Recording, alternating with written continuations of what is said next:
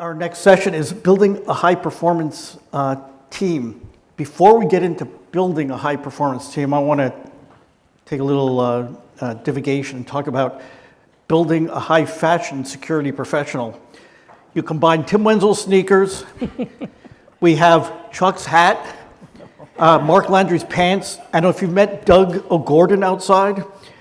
He is with Digital Acoustics. He's got like a bright pink jacket. So I think someone's gonna have to use one of the AI geniuses here. They're gonna have to sync all those things up into a digital image and then post it on LinkedIn. All seriousness, we have a great panel here.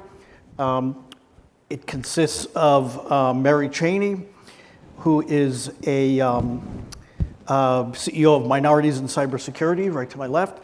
Armando Leon, who is a security manager with WMATA, my local Washington, D.C. metro and bus transportation agency.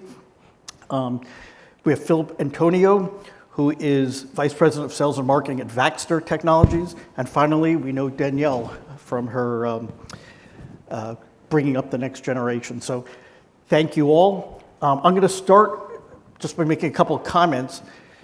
Physical security, known as a second career.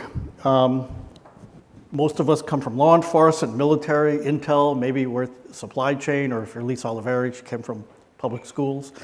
By contrast, cybersecurity is more often recognized as a bona fide field of study that prepares candidates for a specific job in the workforce. So Mary, I want to start with you. You're a cybersecurity expert.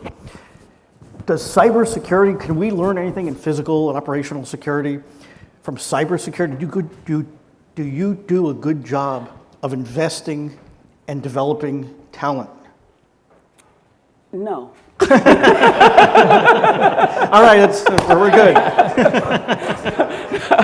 No, actually, what you guys can learn from the mistakes that we make in the cybersecurity profession, right? We don't really do a good job at giving individuals a clear career path that includes, targets for promotion and things like that. When I work with the younger generation every day, all day, and transitioning professionals, and essentially they come in, they think they know what they want, and they'll come in and say, Miss Mary, I want to be a pen tester.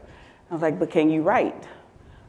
And because a pen tester actually has to write reports. So it's understanding that there are skill sets that we actually have to instill and that they're not getting any other place, it seems. And so to be able to say, okay, this is what I want you to do. If you're entry-level cybersecurity professional, this is what you do every day. And these are the things that I want you to continue to learn, because cybersecurity is a continuous learning opportunity there for those individuals. So we don't really, because we get the job descriptions, and I'm sure you guys, if you're on the cyber side and even on the security side, holistically, you want a unicorn, and you have to invest. You actually have to invest in that talent and giving them a curriculum and training them up, because it always changes. Everything always changes. Thanks, Mary. I was so tempted when you're talking about pen testers to have to test this pen for me. But, so Armando, given what Mary said, how do we train staff to create high-performing teams?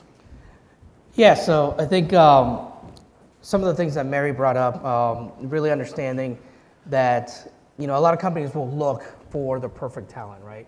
Somebody who's already trained, has the experience, has all the certifications, and then you want to put them in that place and you just want them to do the work, right? So I think it's important to know that we have to train our people, right?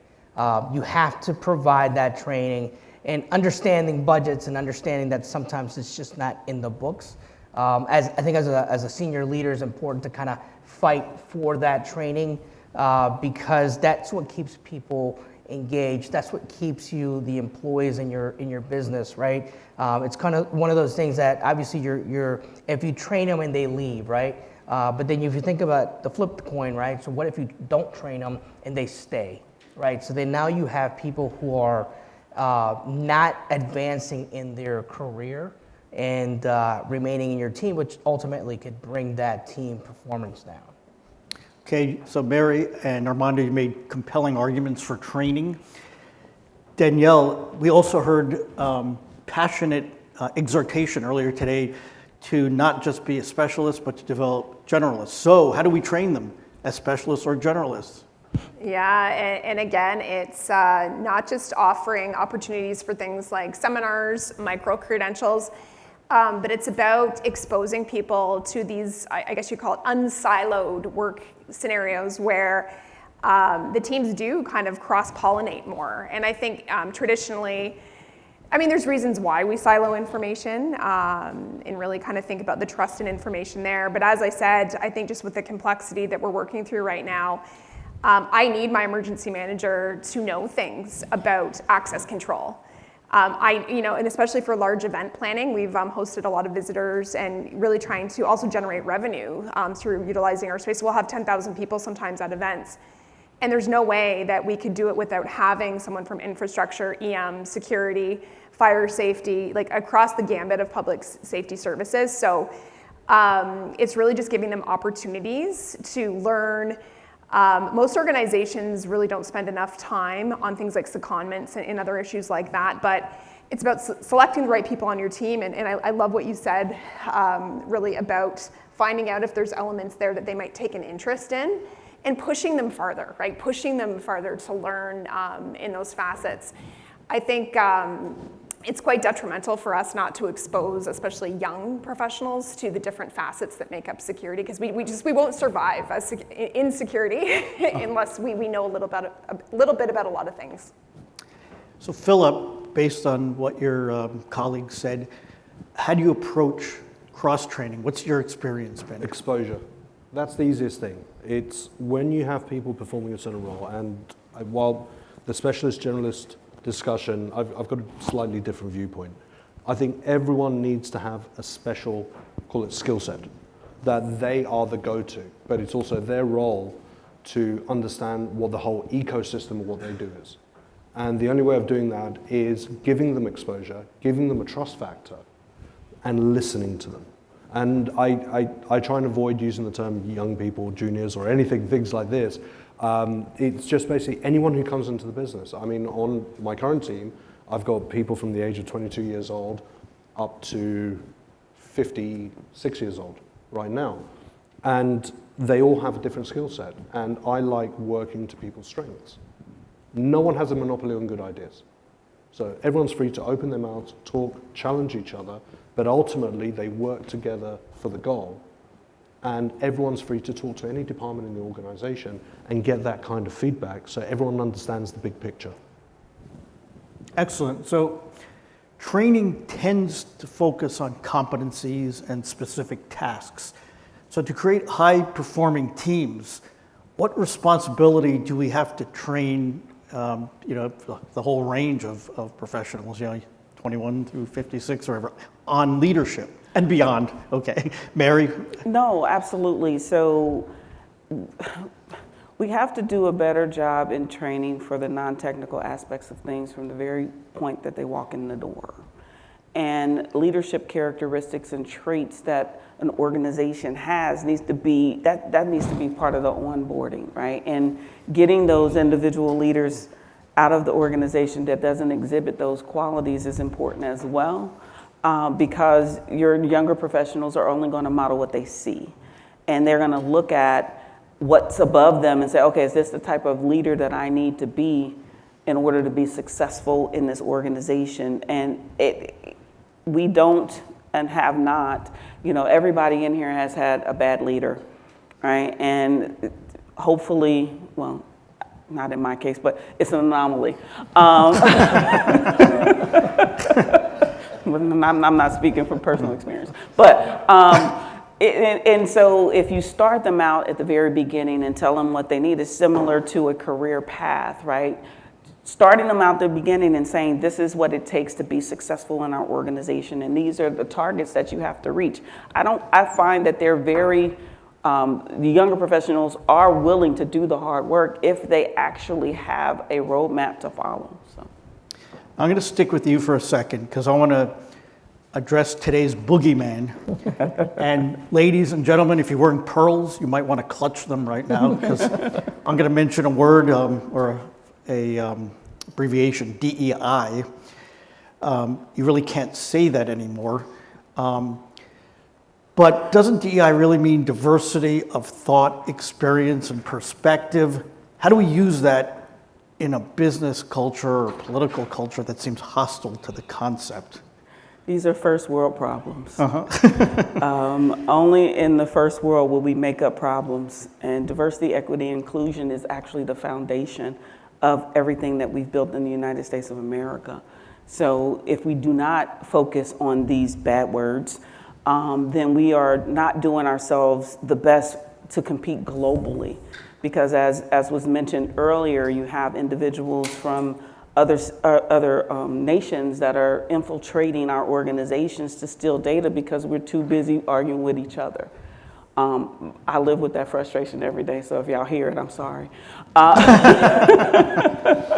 But it's a sense that I want diverse people on my team. When I hired people as a hiring manager previously, I hired people that didn't think like me. You know why? Because they actually shored up any faults that I may have, right? And they're looking at problems differently, and they're bringing their talent to our organizations. And so we have to do a better job. I'm a lawyer too. I can actually try to come up with 3 different letters or 3 different words if we must.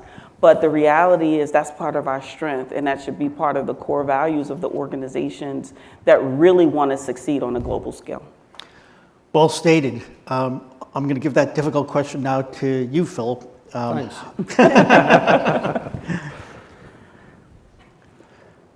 Please.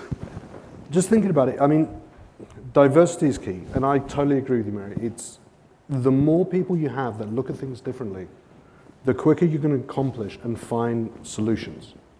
And that's just how it is. If you as a leader are the cleverest person in that room, you're in the wrong room. Mm-hmm. Simple. You shouldn't be. You need people that have a different viewpoint, that will argue and challenge you. And that, whether it's a diverse background, whether it's a diverse culture, I've been blessed. I've worked with people from Australia to Argentina, and learning not only their experiences, what they face, cultural-wise, growing up, even what they want to do in the evening, that builds character and builds their viewpoint. And we're basically a sum of our experiences. More experiences that they have, and I don't care what age they are. I've got people with more experience at a younger age than older people. I don't care. I just want to hear whatever anyone's got to say. I might not always agree, but I'll listen to it at least. Thank you. Armando, to you. And these questions aren't getting any easier. So you want to bring in people with diverse thought. People always say, bring in people who are smarter than you. Well, I had sidebars with people. It's like, I'm not bringing in people who are smarter than me. My boss is going to promote them over me. It's like, I'm going to take in people who are like, they'll know technology better than I do. They'll do investigations better than I do, but I want to be the smartest person in the room. Now that sounds a little defensive, right? But it's also reality, right? So how do you walk that line? Yeah, so that's interesting, right? So I think as a leader, in order for you to lead a successful team, you have to leave your ego at the door, right?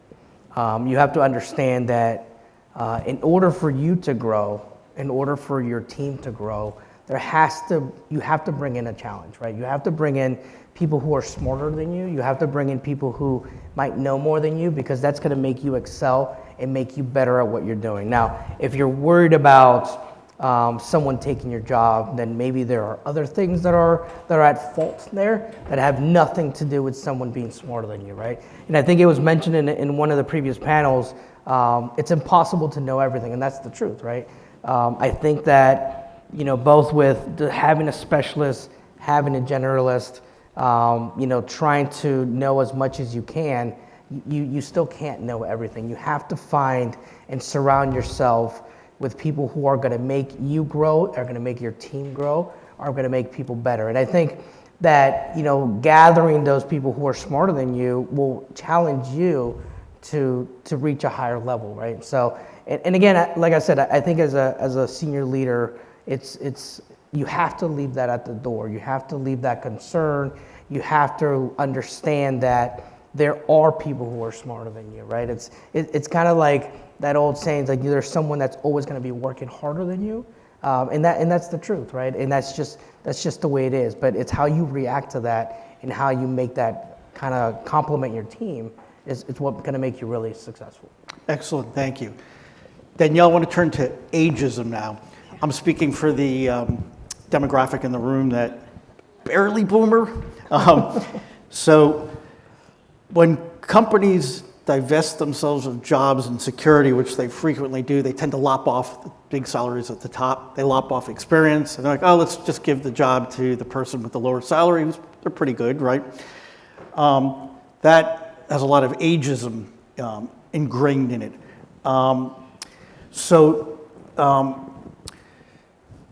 And then, for people who are a little higher in years, like they have to take the lesser job or whatever, like they're cutting the top off and it's like, you want a job somewhere else.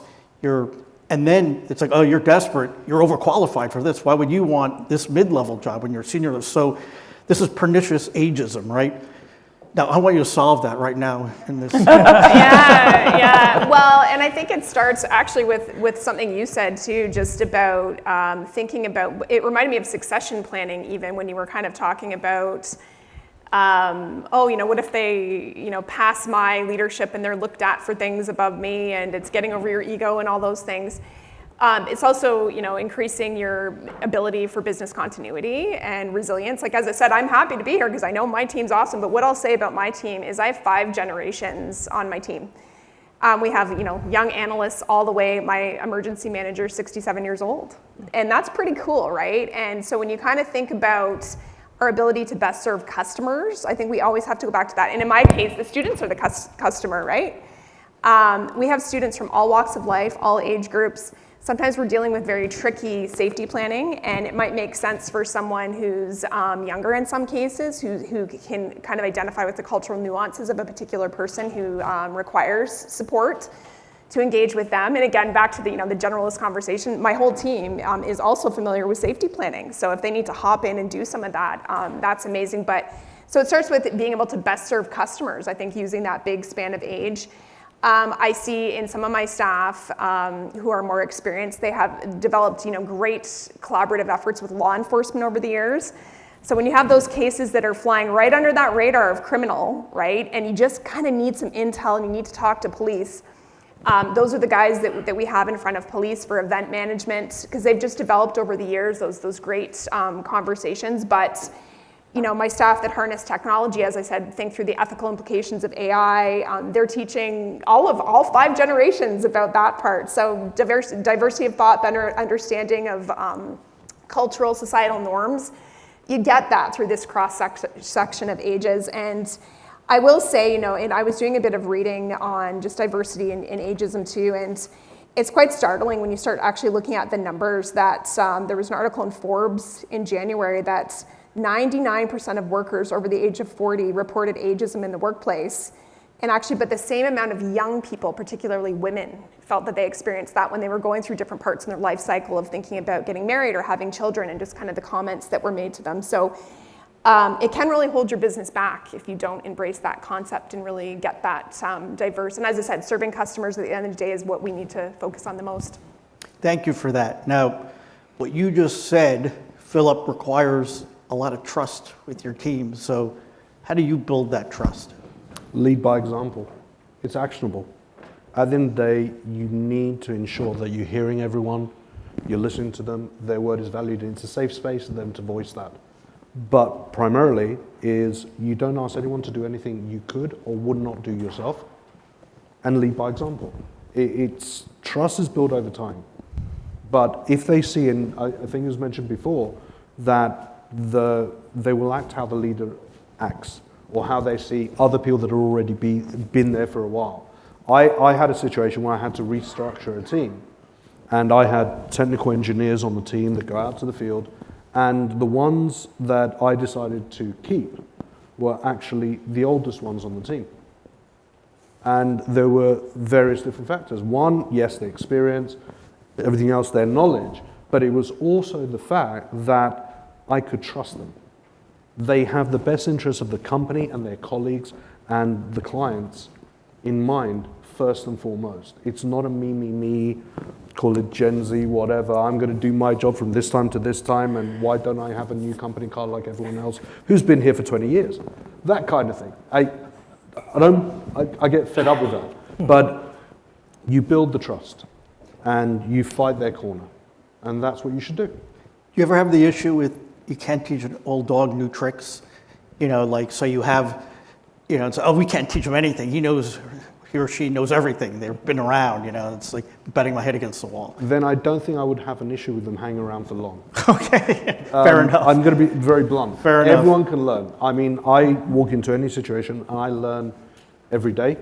I think most people do. I had a conversation with someone a little while ago, just outside, and one of the things we were talking about, things we learn, mentoring that was mentioned, and we both agree. We hated that mentoring is a formalized thing. It isn't. It's what happens on a day-to-day basis, and you learn. But we actually mentioned that one of the best things we've learned are from our mothers, and my mother especially said one thing. Your job when you're a manager or a leader and you've got people reporting to you is to make yourself obsolete. That is your job. It's not about getting them to hit targets or budgets. It's make sure they don't need you anymore. And that is also building trust. Great, thank you. Armando, could you add to that? Any thoughts on that? Yeah, so I agree with leading by example. I think trust is built through communication as well, right? Not just internally within your team, but that also helps build trust with specifically us that work with several different departments within the organization, right? I think trust to build within your team is communicating with, and I think it was mentioned in one of the earlier panels about checking in, right? Making sure that your team understands that you care, right? They're there to conduct a task, but you're not overlooking their hard work. Another thing that I've found is giving that feedback, right? So we sometimes get bogged down with all these tasks and all these duties, and we're handing them down, and they're being accomplished and they're being done, and then sometimes you just as an employee you don't hear anything back, right? So I think it's important to provide that feedback so that they know that you care, they know that their work matters, right? So that I think that's a big part of building that trust within your team, and again, with external partners as well. Great. We're 40 seconds over, but I want to get this one question in. You can't see it, but the SJA staff is giving me a steady electric shock from so to get me to stop, but I'm forging on. Pretty much. I want to throw this one out. What is an underappreciated aspect of building high-performing teams? Danielle, why don't throw that to you. I think just establishing that trust, especially if you enter a situation, in my case, I'm taking over a leadership position on an existing team that's had history of not always getting along, right?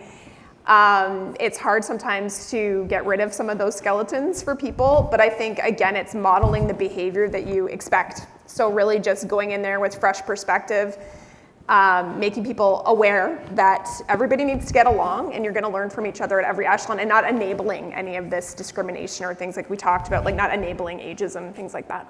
Fantastic. Great job. Really great insights. Let's have a warm hand for our panelists.